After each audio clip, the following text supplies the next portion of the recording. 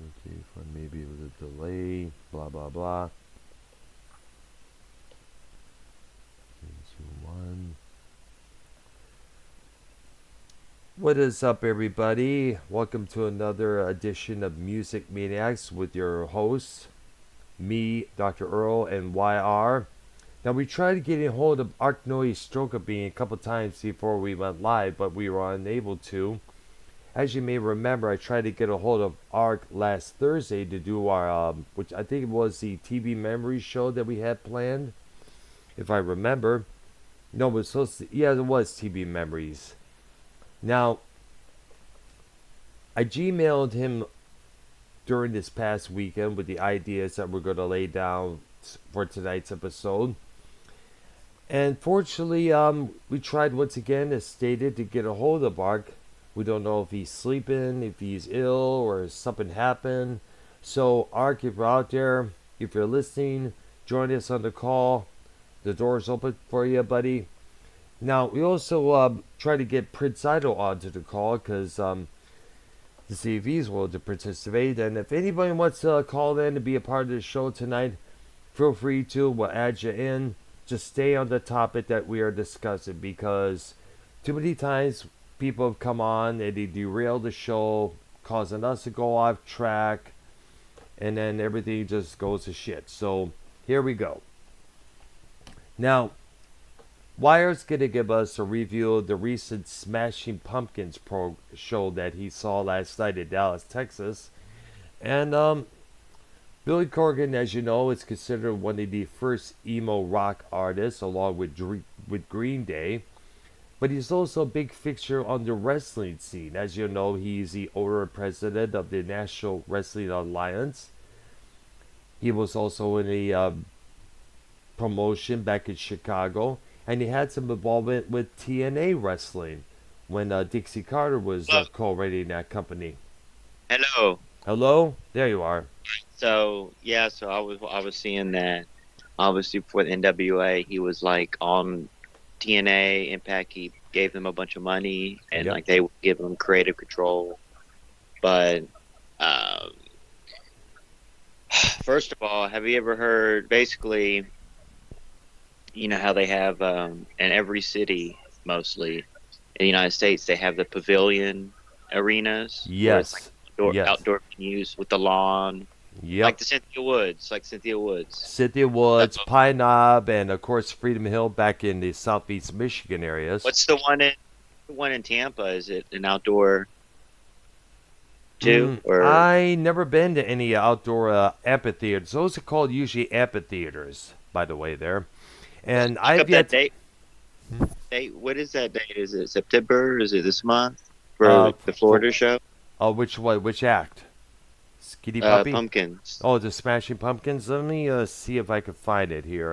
Give me a couple minutes there. Because so let me. I got to explain to y'all everything. Okay, there. It's not gonna be take. It's not gonna take long or nothing, but All you right. know. So it's called. I mean, the whole concert's up there. I uploaded it. I mean, the whole thing. There's Mhm. probably like 6, 7 songs that were on the radio. Yes. Big songs. More than the Bush show, because the Bush show there was like four big songs he played. The rest were like newer and everything. It was kind of half and half on this. I mean, not really half and half. More of like so there was like 20 songs played. It was a big long set. I mean, there's a lot there. You know what I'm I saying? see there. Yes. So before we just had the little lawn seats. You know what I'm saying? Mhm. And so when we get there, they're like, "Oh, you can upgrade. You can upgrade." And I was like, "All right, let's see." Bro, they really had 2 seats right in the middle. I mean, they have the stage and the pit, and it was a pretty big pit, standing room, and then um, the seats. So we're probably like 5 rows back. Yeah, I mean, in the middle, right in the middle.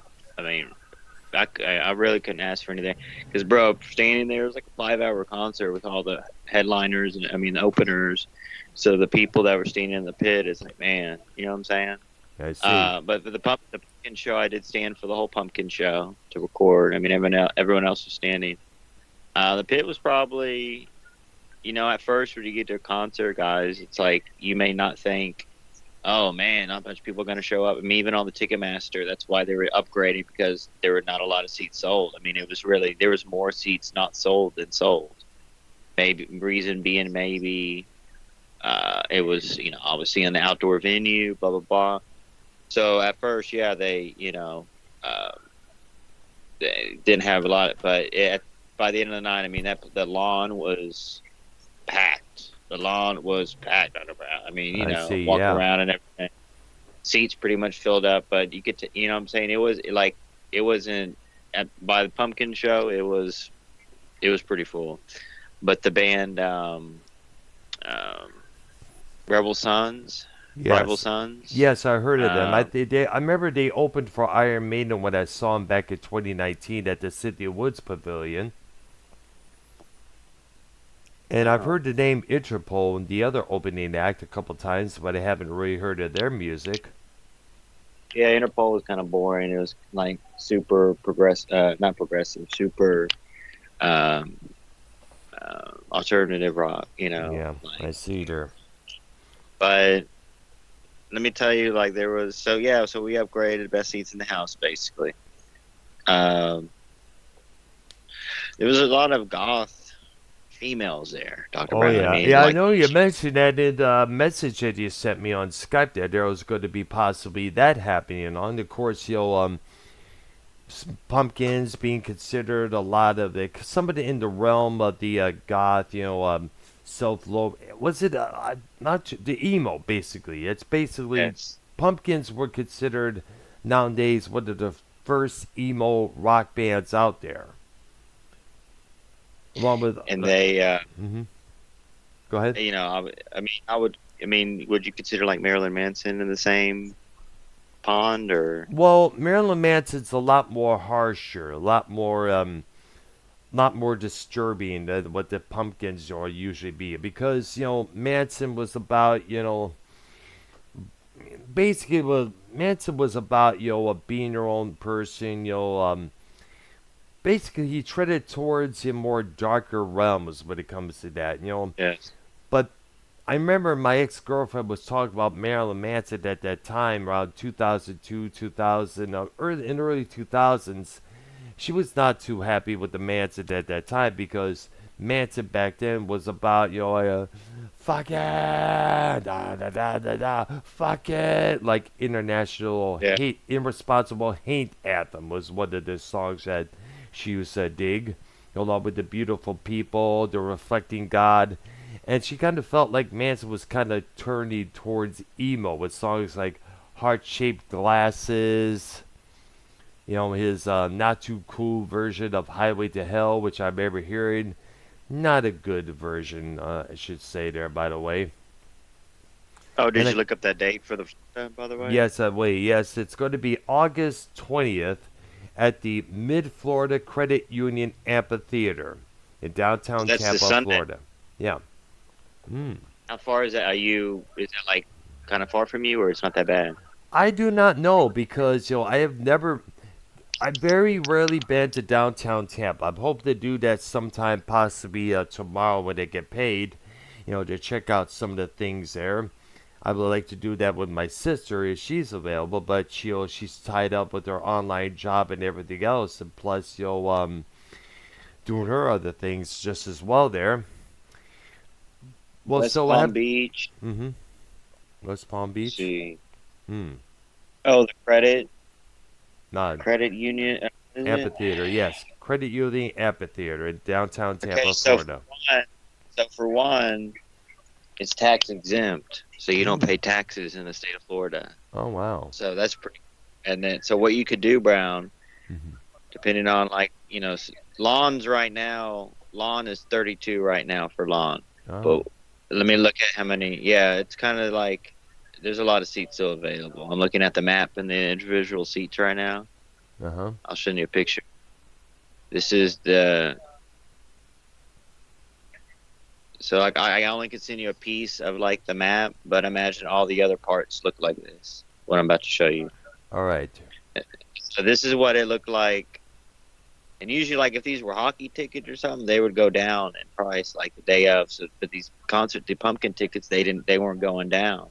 So I Mm. was looking, and because obviously, we were gonna like move up and just walk up to an empty seat type thing, but like they were doing the upgrades, and I talked to the guy. I was like, is it better doing it the right way? Paying the quick 20, and you get your any because sometimes you could sneak. He's like, nah, the security is strict and stuff like that. So Mm-hmm. at the end of the day, cause it was because I got the seats at the Bush show. They were selling the pumpkin tickets and for a special Ah, price of 20 for the lawn. So I picked those up real quick.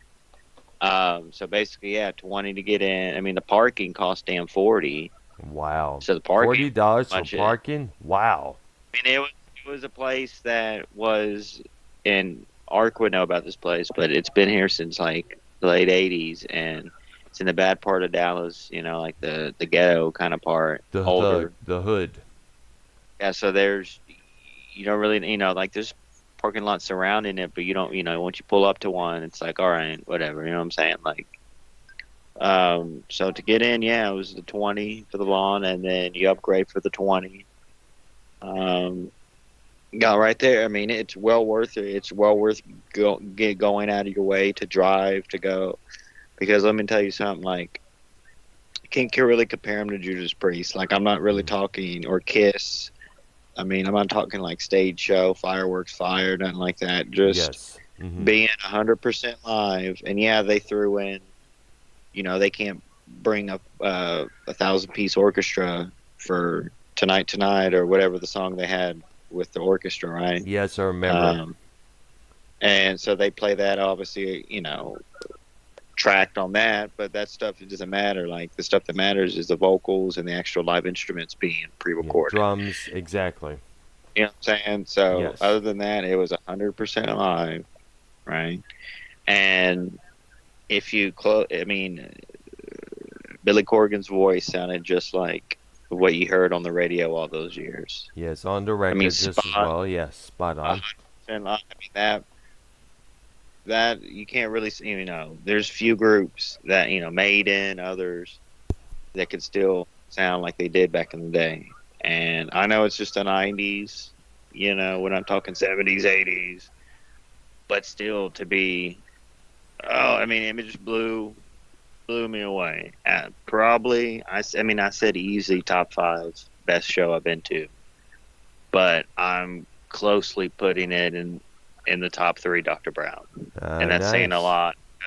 I've seen your Kisses of the world. I've seen Kiss pretty much front row. Got the pics and everything.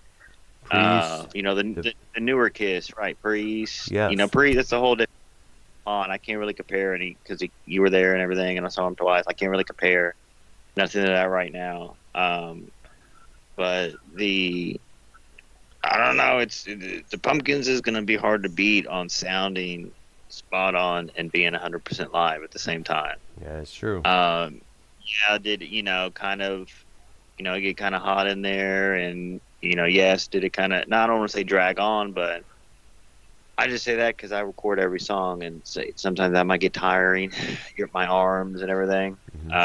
But other than that, I mean, I'm not complaining. It was, I mean, you definitely got to go Sunday, Brown, if you Right, can. It Dallas. was definitely, you got a little 40 or $50 or something. Uh, and then obviously when you get there, if you upgrade, that's a whole nother deal. But even these lawns, Dr. Brown, being in the Mm. lawn, um, it wasn't a bad view and everything. But I, when the Interpol and when Rival Sons, when they stop their set, the roadies come out and change the instruments, blah blah Yep. blah. Mm-hmm. So right before the Pumpkins went live, they're setting up the Pumpkins set and drums and everything. I swear they might have played the whole damn album of Stained Glass from Judas Priest. Oh, really? It blew. Interesting. I mean, look, uh, they played Delivering the Goods. Yep. They played on one. I uploaded it on the short, if you can see it. And I never heard of this Priest. I mean, they're playing Priest songs I never heard of. I'm pretty sure it was a Priest Really? song. Here, let me. I Yeah, mean, definitely give me a little snippet of that because, but I know they played Maniax. I know they yep. played Hellbent for Leather. Mm-hmm. So they played like 3 or 4, and maybe 5. It was Green Metal. Was that on Stained Class or no? No, that Am I was on mistaken? the Hellbent for Leather album. Yeah. U.S. version, by the So, way. so this Priest song, if it is a Priest song, which I think it is, um, let me see. Okay. See, it's just a quick little 20-second. All right, there. Here That we should go. be enough. Here we go. Here, I'm gonna Mm-hmm. send it to you here now. All right, good, good. See that? Did you see the map of the venue? Yes, I did. I did definitely. It is definitely has a feel like say other amphitheaters that I've been to in the past, like the City of Woods, Pine Knob, and Freedom Hill, long before it became the amphitheater that it is now officially. Because when I first went to Freedom Hill, around the Sterling Heights area, it was kind of different. It was kind of like a regular stage with no real seats in that. And at the time, they decided to upgrade that joint for a long while. I guess it's under a new name, for I understand. The name Freedom Hill doesn't exist no more. But it's been ages since I've been to that spot. The last time I was ever there was actually in 1994. And it was to see a couple local groups play there that I occasionally knew. Okay, let's see what we All right, got so here. yes, listen to that, and you tell me what if that is a pre-song, and if so, which I think it is, what pre-song is, because I don't know. Okay, let me I'm check it out here. pre-song Now, itself. you may not be able to hear it on the here. It's only on my end, so let's give it a couple of minutes here. Okay. All right. So, how was the concessions? Was it reasonably priced? Was it sky high or way down low? I didn't buy anything there. I only bought a T-shirt, $45, but it's nice. Um, they allow you to bring water, so I brought a water. Then they actually have like the big five, the big 10-gallon, like they have on the sidelines of sports. I see there. The big Gatorade container, so you get free water everywhere, and that was nice. I pretty much just drink water. Hmm. Well, that is all I drink was water. There was obviously people there, Brown. It was about 45,000 Tony from Revere's there smoking pot. Oh About my that, gosh. people had their, I may have, gone in a little circle there, and Hmm. people passing joint J's and stuff. That kind of went on. Oh yeah. You got to do it, Brown, for nostalgia. Would you ever do something like that, Brown? Like What go in the middle, was people what pass about? around joints and stuff? No, I don't Or, smoke joints. I never smoke, and no, like I probably never will because I am a horrible creature of habit. You know. yeah, dime bags and all kinds of shit. 20 Exactly. set, 20, Yeah, 20 I'll be bags. spending all my money on all that stuff there, and I got other things, and I got more important things to spend it on, like rent, bills, and everything else, payments.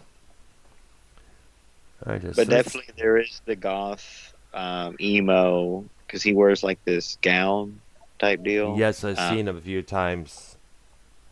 with the big boots. I mean, look, that I'm just I'm not at a loss for words, but Hmm. it's just something that people are gonna have to see. And I mean, like the videos, I do the best. I got the best Zoom game in the game. Um, and I mean, the whole concert's there. Right. I'm saying that's a lot, brother. All But there right is a there. ton. And look, yeah, I know it beat the hell out of the Bush show. I'll tell you that. I Mm. mean, I still see Bush again live, but Pumpkins beat the Bush show. The Sublime one beat that. Hmm. My opinion. It be not the Judas Priest. I mean, that's in a different. I can't really compare. I mean, it really. It You're just was gonna have. energized, needless to say. It was more energized than Bush. It was more energized than Slubline. It was Was close all to. exciting. It All was of all them were exciting exciting. as Judas Priest was, needless to say.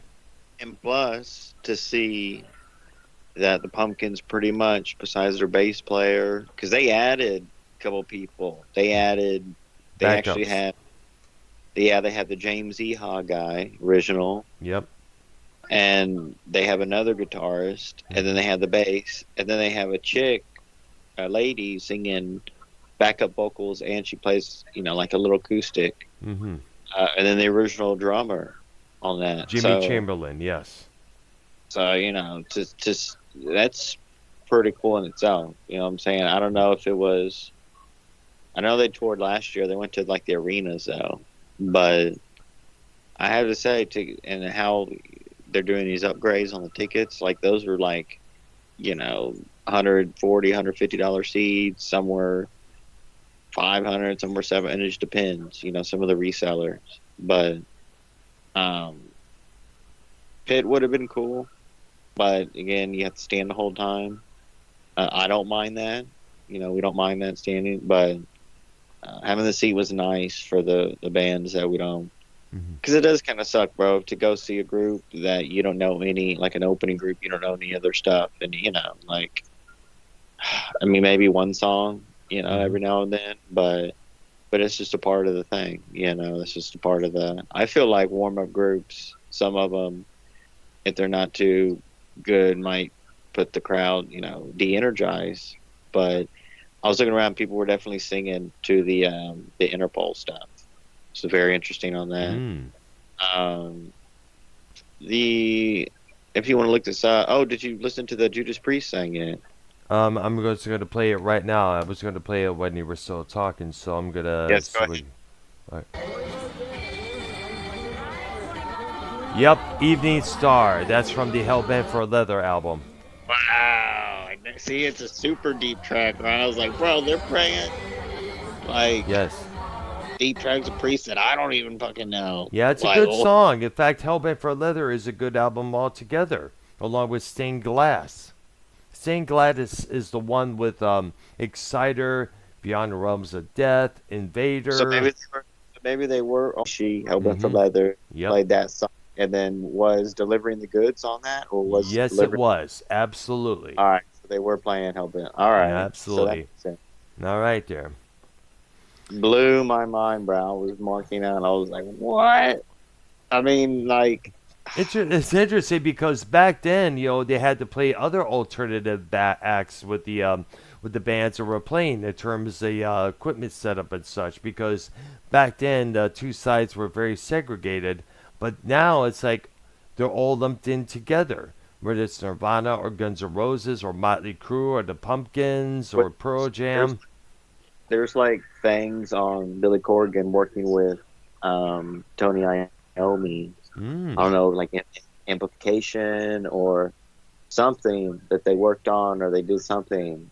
Uh, you know what I'm saying? Because I see.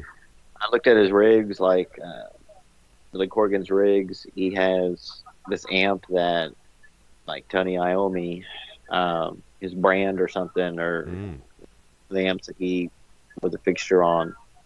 Um, but very, man, they blew me away. But I can't. I mean, like I saw Creed about 10 years ago live. mhm. That was pretty damn. You know what I'm saying? Like Yes.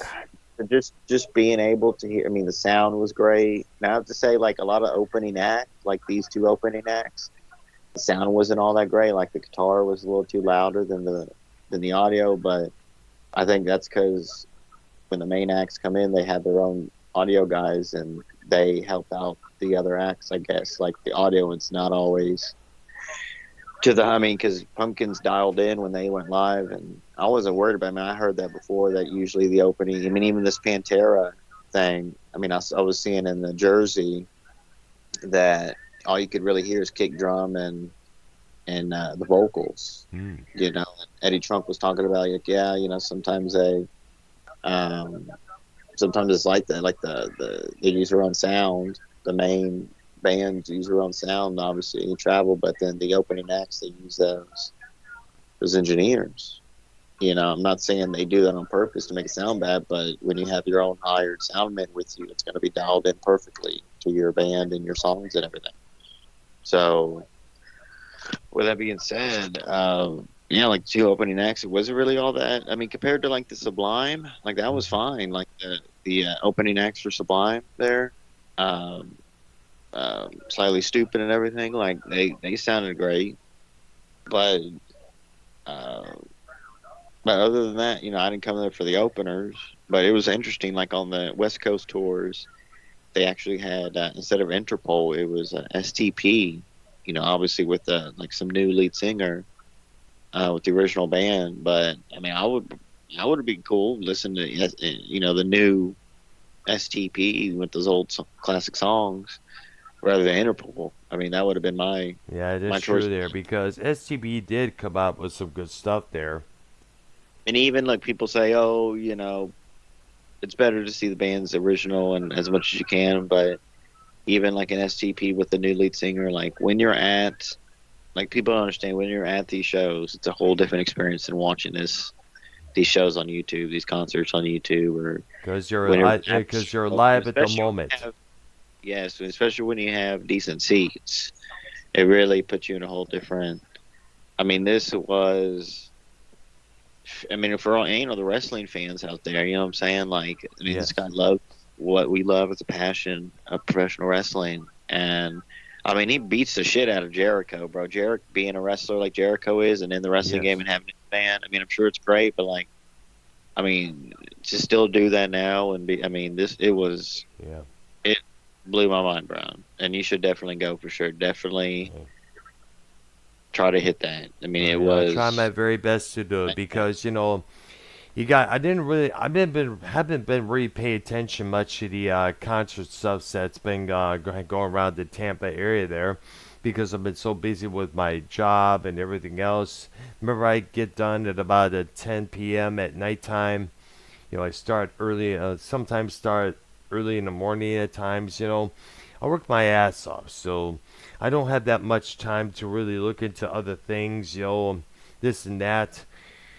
And of course, but then again, I would like to sometime take a day off, but I'm reserving that for possibly November when Yes. When Skinny Puppy hits the Dallas area on their final tour, which I know my sister expressed it somewhat interest in. She's been waiting to check out Puppy, and I know since we could possibly meet up again, possibly do a week vacation Yes. together, hang out together, see him a tribute band, stream live again like we did when we first met in 2021. Yes. Yes. So I'm going to keep my fingers crossed and hoping everything goes well this coming November. I'm surprised it's way in November that this Skeety Puppy gig, Yeah, it's interesting. you know. All right, so I tried a couple times to add Archon to the call, but to no avail. Unfortunately, I tried the same thing with Prince Ido. It seems he was hoping to come on the air. Oh, is he on the air? Prince, you there, dude? Prince, man. There you are, man. What's What's up, going on? man? What's going on? We figured we add you to the mix here on our music show. Wire just got done talking about the Smashing Pumpkins show that he saw the night before. Yeah, he sent me something, and that was pretty good. Yeah, That was nice. amazing. Really blew me away, man. I mean that good. We should have went you should have went with me, Prince, man. Yeah, I think you're in the That same area, correct? that would be mind blowing. That's a good band. Yeah. The song, man, that song they were playing, that's the shit. That was a good shit. I mean, they might be.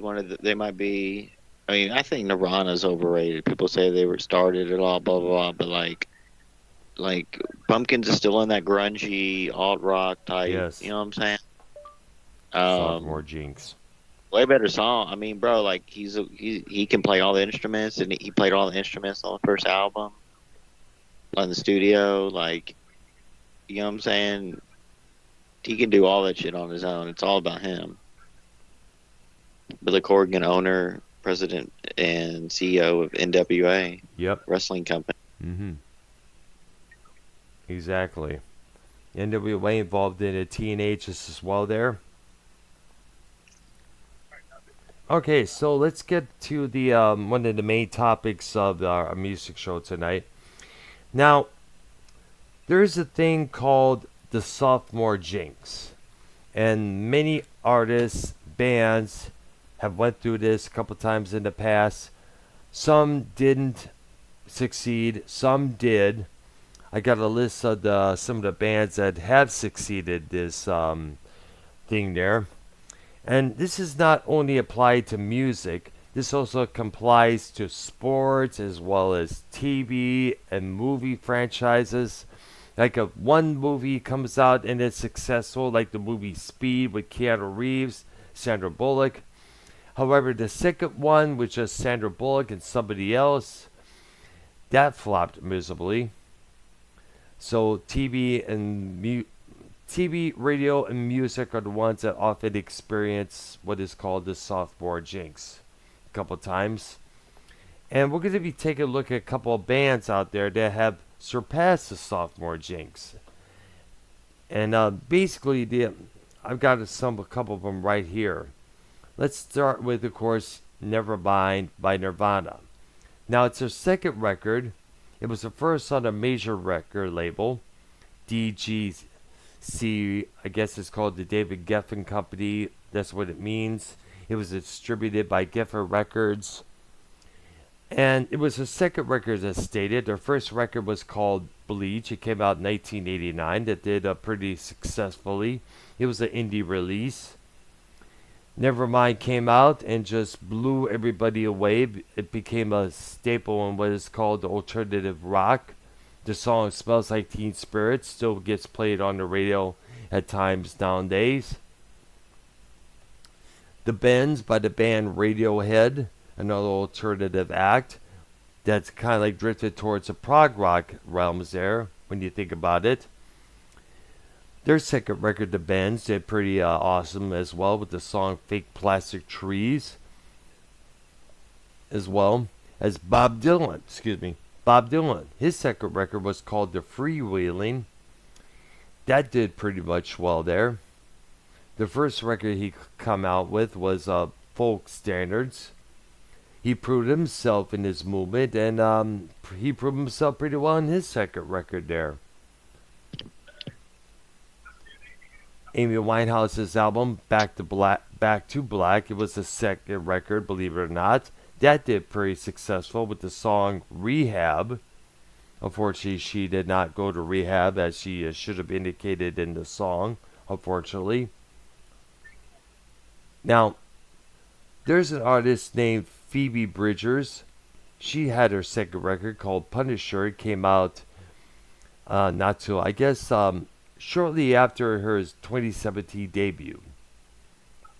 That record was successful, and the Punisher album that she put out, that was successful just as well.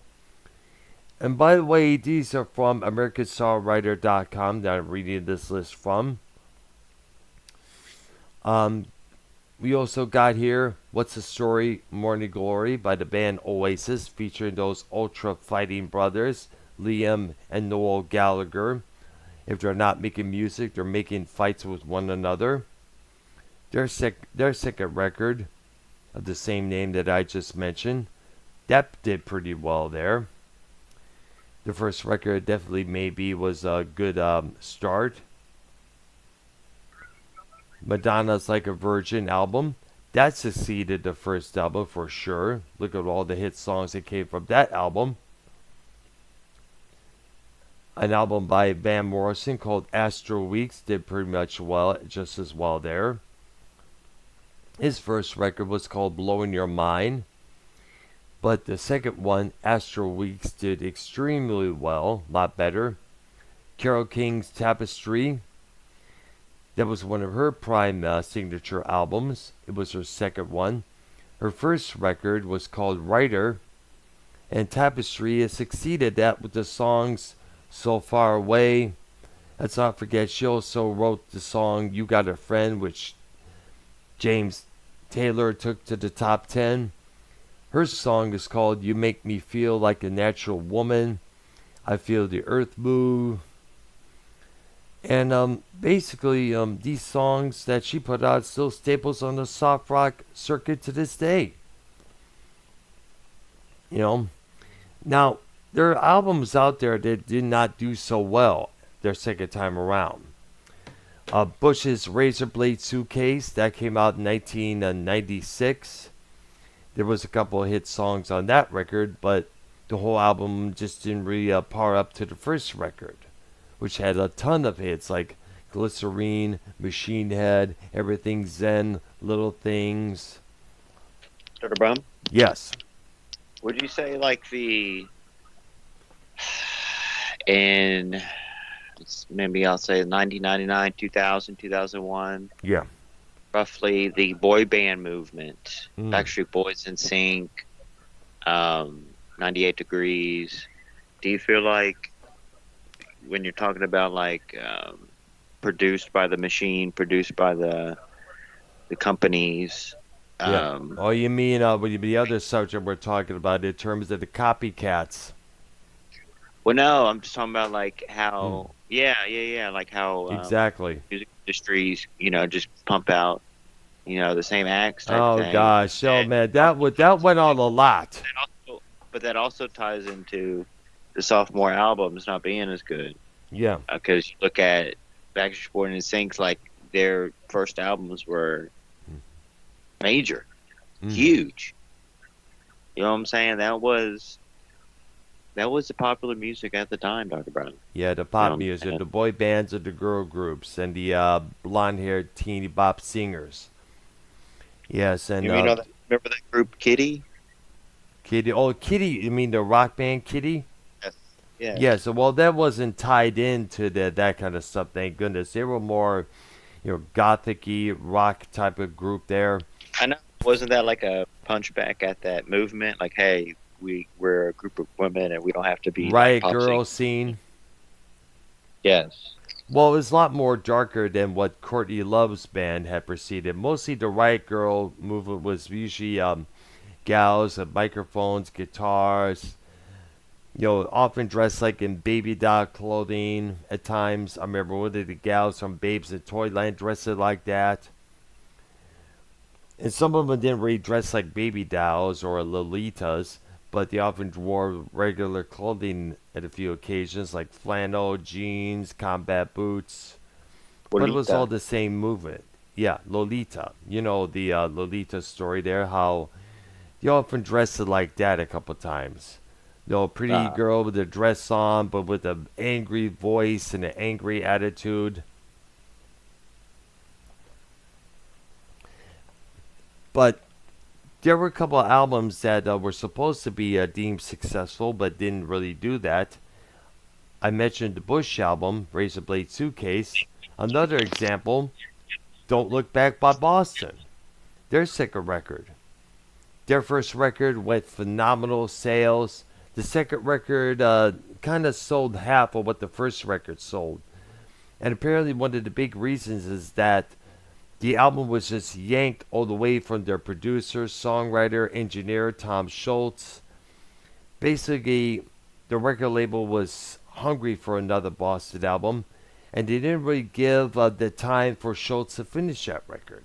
He basically stated in interviews that the songs of that whole album were basically for the first side, and it was just yanked away from him at the last minute because the record label was desperate for a new Boston album to come out. Remember, they're thinking about record sales and not artistic creativity. Alright?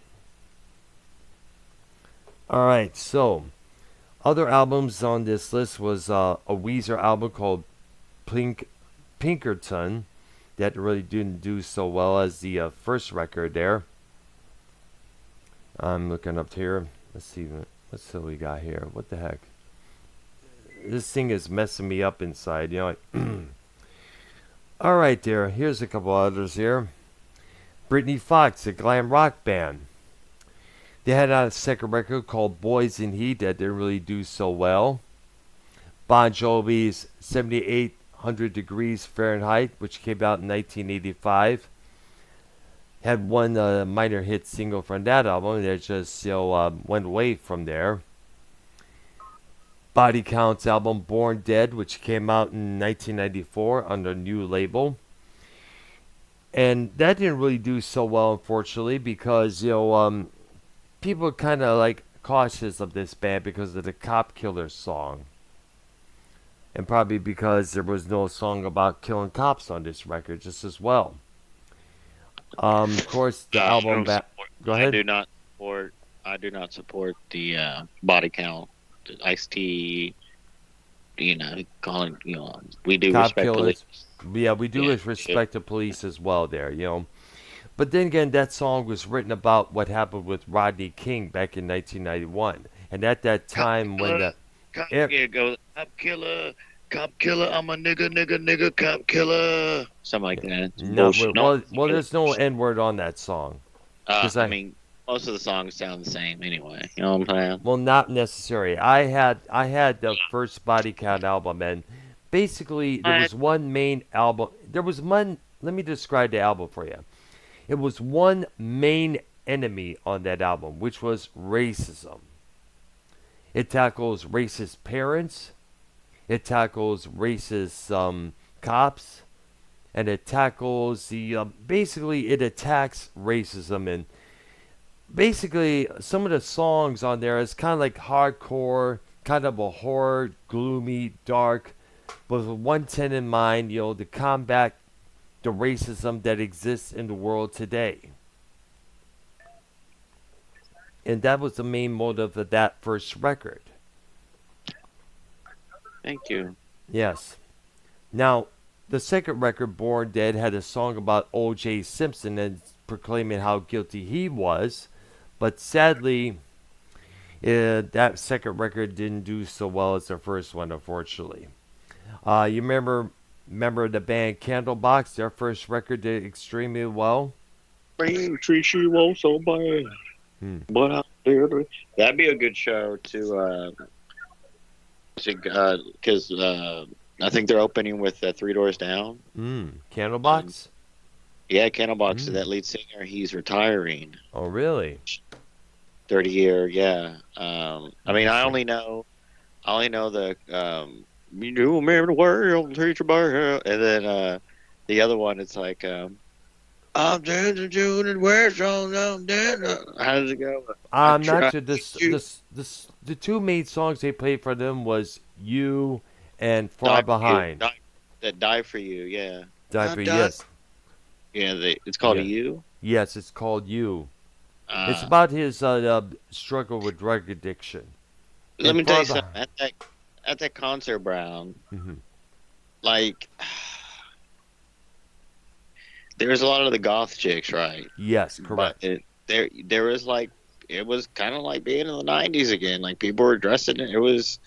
I mean, I didn't see a lot, but I saw your occasional baggy JNCOs. Hmm. But just like a lot of these chicks are like throwbacks. To like it was like I couldn't tell if they were really like kind of lesbian or lesbiano, or if Hmm. they're like just I don't know, like some hippy dippy Oh, shit. Like, bro, they're kind of, you know what I'm saying? It was pretty cool. Like, it definitely the nostalgia is always there for concerts. yes, exactly. Man, There, especially when it comes to there's always gonna be nostalgic when he goes to see veteran bands like the Pumpkins, Priest, or any other veteran bands out there that still tour today, Motley Crue or Def Leppard. There's gonna be a few occasional throwback people dressing in the throwback style that they used to, and I guess a lot of their kids are getting into that some stuff just as well. All right, so yeah, it was couples. There's people all ages there. I mean, there wasn't like super old people, but mhm. it was 40s, 50s, um, probably people that were in the 20s in the 90s that are 40 now type deal. Yes. Um, I mean, a lot of Joe Cronins walking around. To be honest, Oh yeah, I know what you're talking about in terms I of mean, no, the no, style of like clothing. older old people that are older now with families that were like partiers back in the day type thing. Hmm. You know, And let me guess, they wore t-shirts, hat on backwards, right? yes. Yep, I know what you're talking about. Absolutely. All right, so Sophomore Jinx albums. Here's one that surprised me. In the Wake Up Audition by King Crimson. Remember that apparently the first record, In the Court of the Crimson King, was a massive success. Then, there were some breakdowns within the band members' lineup. A couple new members came in as fill-ins for the time being. They put out this record in 1970, and apparently it didn't do as well as the Crimson King album did. The Knack, the group that did My Sharona, their first record, Get the Knack, was a massive hit in 1979. I remember it. That song, My Sharona, was all over the radio. The second record, But the Little Girls Understand, kind of fumbled a little bit.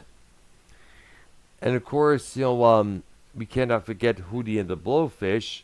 Their second record, Fairweather Johnson, did not do exactly that well as the first one.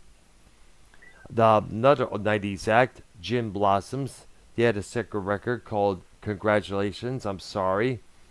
That didn't do as well neither. A band called Franz Ferdinand. Their second record was called You Couldn't Have It So Much Better from 2005.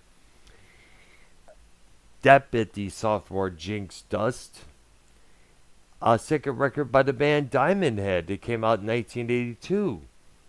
That apparently tanked. The second record from Depeche Mode. The first record, Speak and Spell, was did pretty well there. It introduced them to the band, to the mind life. Let me rephrase that. That introduced them to the world with their song Just Can't Get Enough. The second record, A Broken Frame, didn't exactly do so well, sadly. Damn Yankees, the first record, the self-titled, massive success. Don't Tread, which came out a couple years later, didn't do so good.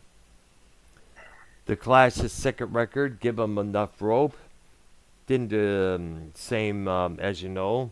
That tanked, unfortunately. It was considered not a bad album, but it was a lot more weaker than the second record. Outside of the last ever album, Cut the Crap. And pretty much there are other couple other here, which I'm not going to include because I don't really know about these albums. I never heard of, let's say, the band Giant. Never heard of those guys. And I was not into the Hooters. I could give a rat's ass about them. But their second record was a tank just as well. Alright, now, Wire, you mentioned about the boy band craze back in the later 90s or early 2000s, right? And how many just emerged out of nowhere at the same time. Yes. Yes, that went on a lot of times throughout that whole period. And it was getting to the point where every record label had to have a boy band of its own, whether it's 98 Degrees or Old Town or some act, I guess. I'm looking at up this list here. There was this one boy band that only had one record, flopped miserably, which was a good thing because it was overstepping the boundaries a little bit there. Some group called No Authority. Now, No Authority is more like a heavy metal band name, but they gave it to a boy band. Why? I have no clue. And of course, you had all these teeny bop girl groups out there doing the same thing that the boy bands were doing. And that was just happening repetitiously. Look how many times we had to have another Britney Spears. We ended up with Christina Aguilera, Mandy Moore, a few others to boot just as well. I'm thinking about, also during the time when Nirvana first came out, how big they massively became. When Nirvana broke up after Kurt Cobain committed suicide, record labels were trying to come out with their own versions. They were trying to find the next Nirvana. Like all the record labels were trying to find the next Eminem, the next white boy rapper with an angry ass attitude towards society. This happens a lot within the music business, believe it or not.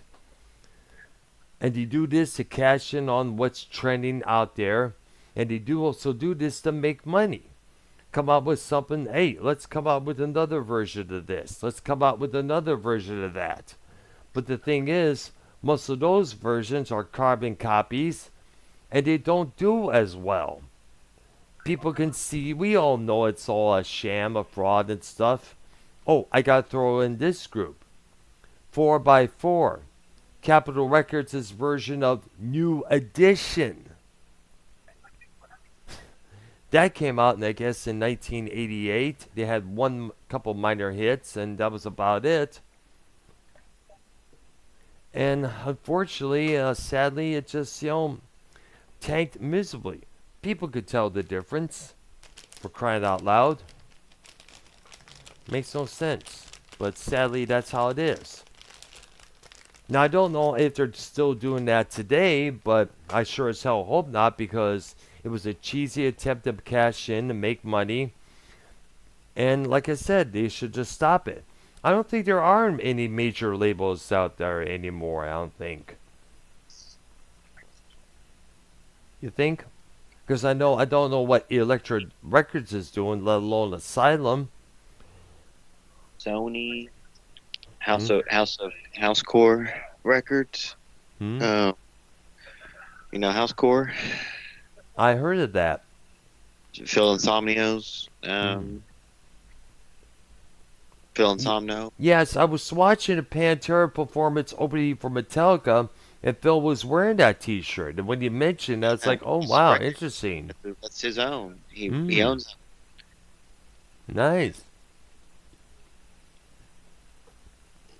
I think the best thing about owning your own record label is that you not only get the copyrights, you get to dictate what goes on in your albums, which is a good thing. Many acts out there are signing with these deals to these indie labels, and a lot of these indie labels are getting, support from one basically, excuse me a second there, one major distributor, being Universal Music. I'm getting something to drink. Yeah, go ahead and speak for a while, YR. A couple of minutes. The one main one that owns everything is that UCF or the one that always copyrights UMG, right? You mean BMG? BMG. BMG, yes. They own a lot of the rights to a lot of this music, so that's when you get demonetized, or sometimes your videos get played if you play certain songs they don't allow you to do it. You know what I'm saying? I know. Excuse me, there.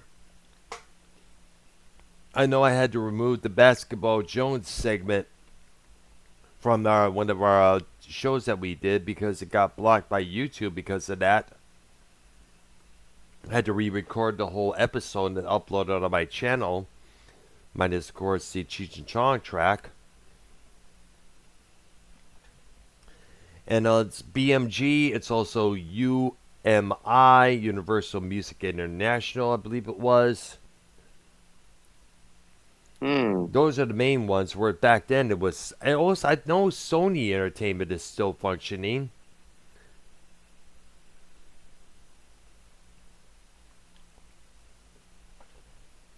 Now, I don't know if record labels are still trying to do this follow the leader bullshit nowadays, but if they still are, shame on them for that. They should go for original acts. They should go for bands that's going to outdo the other original act that's out there. Just cashing in, following the leader kind of persona, it's kind of dim-witted. Don't you guys agree?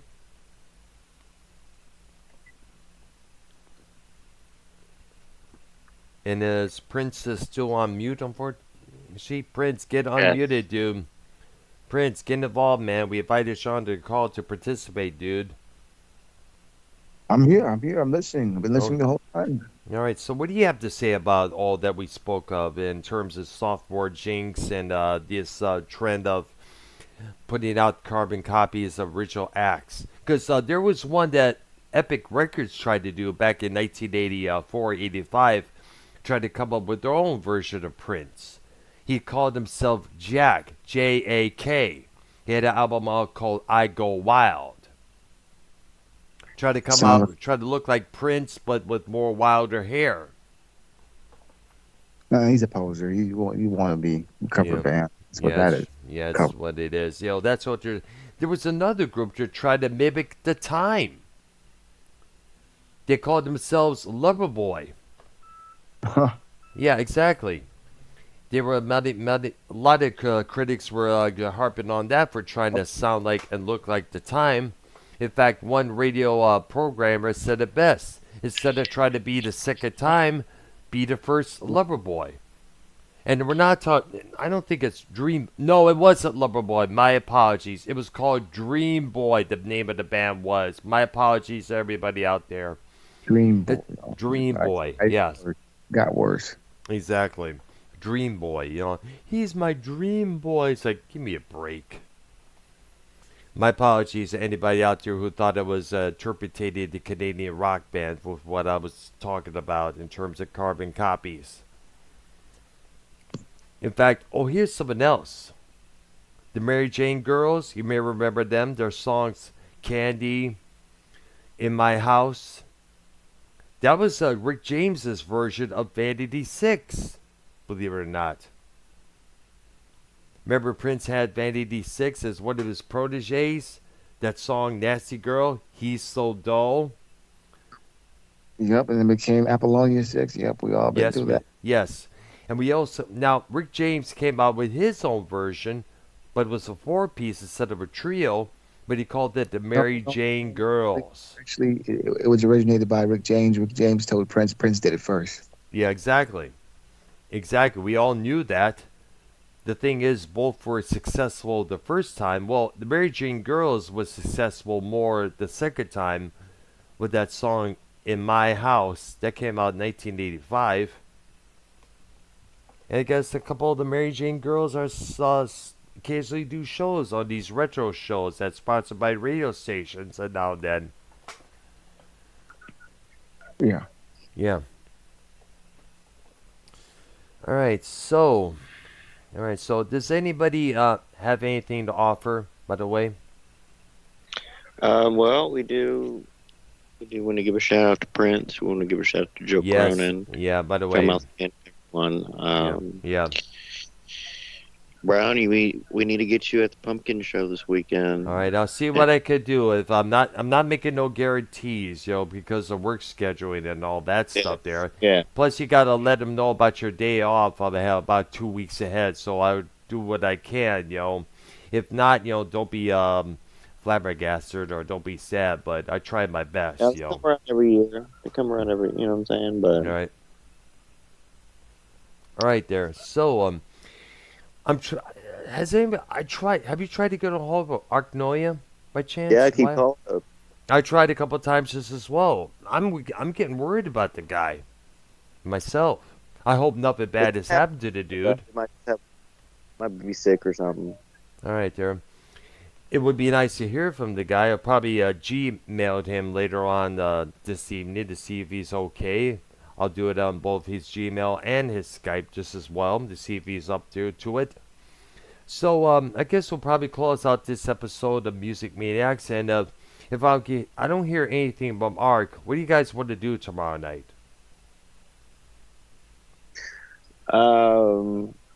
Drama show? Yeah, we haven't done a drama show in a while. So. Yes, I'm thinking the same thing. Maybe tomorrow. I don't know. I might be going out with this chick on a date thing. So All right, there. All right, so we'll have to plan out from there. Let's see. I'll get a hold of you, Prince. I'll get a hold of YR and see what goes on from there. And of course, I'll try to get a hold of Arknoia to see if he's all right, if he's up to doing any shows tomorrow night. And so I hope the dude is okay. Ark, if you're listening to this program later on, DM me and let me know if you're okay and everything is all good with you. And This also, is go ahead. Me. YR going out with a chick. That's news. That's newsworthy right there, Hey, man. it's a good thing. Going out with chicks is always a good thing, man. But for YR, that's breaking news. That's different. That's stepping outside the box, dude. I'm proud of you. Yeah, Woo! just shout out to YR for doing that. You know, if he's got a date Yeah. with this hot mama, make a video on it just as well there. Hell, you remember that time when I called in on Monetize This a couple years ago and introduced that Amy girl to everybody out there watching? I'm I proud of him. yes, See, I'm I'm. proud, man. That was back in 2019. To this day, I'm Welcome still to having a hard time to topping that. the wild side, my brother. Welcome to the Mm, wild side. Prince will teach you everything on how to get the ladies. No more peacocking for YR. No more peacocking. It's all all right about the there. ladies, man. You can learn a thing or two from me.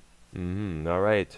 And one thing I also want to learn is that when a girl is interested in you and dancing with them, getting to know you, first thing they'll come when they come up to you, they'll ask you, "Do you have a cigarette or do you have a light?" If you respond yes or no, they'll ask you right away, "Would you like to hang with us or would you like to dance with me?" That usually works every time. Wow. Wow. Yes, it happens a lot with me occasionally. Back at the city club, a couple times in the castle, a couple times in numbers just as well. Yeah. All right, there. So that concludes our episode of Music Maniacs tonight. Like we said, we don't know what's being planned for tomorrow evening at the same time. But either way, we'll let you know ahead of time of what goes on. All right, for Prince Idol and myself, you guys take care and have a good one. Let me check everything is going okay. Give me a couple of minutes here. I may have to um, blah blah blah. Give me a couple of minutes, folks. Blah blah blah here. I'm gonna check some status.